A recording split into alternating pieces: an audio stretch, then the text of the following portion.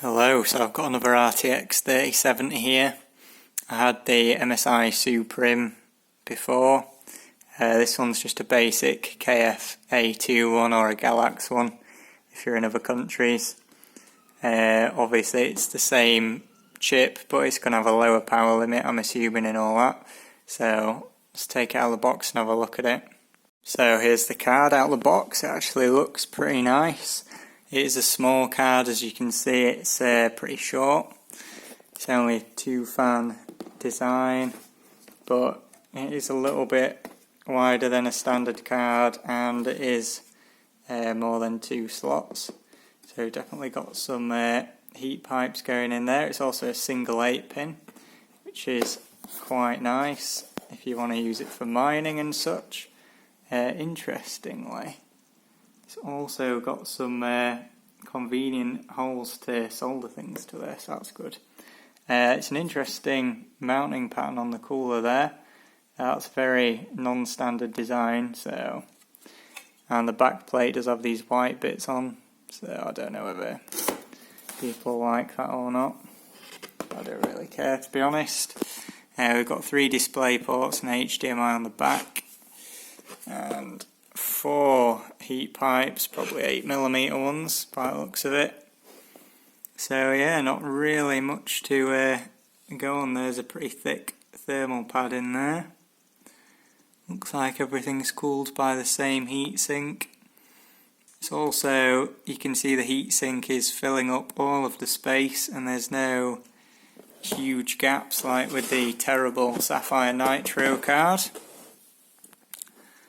So yeah, I'm liking that heatsink, it looks good. Fins are not very dense, quite far apart actually, and these fans look pretty cool as well. You've got this like fake carbon fibre effect on the shroud here, and yeah, the fans actually feel pretty solid. I was expecting it to be a bit worse than it is.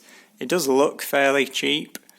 It's not the best looking card ever, but it actually feels pretty decent. So what we'll do is we'll get the scales out and weigh it, because I know everyone loves when we weigh graphics cards. So there we go. You can see it's 933 grams, not very heavy. That's with all the covers and stuff on as well. Another thing which I forgot to say earlier as well is there's no thermal pads whatsoever between the back of the PCB and the back plate. So it is just for show, and I think it's metal. Yeah, it's metal.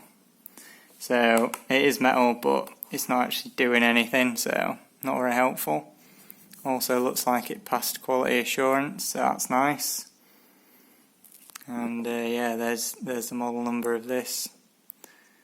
Very good. So I'm going to test it for mining. See if it is LHR or non-LHR rather, like the guy said.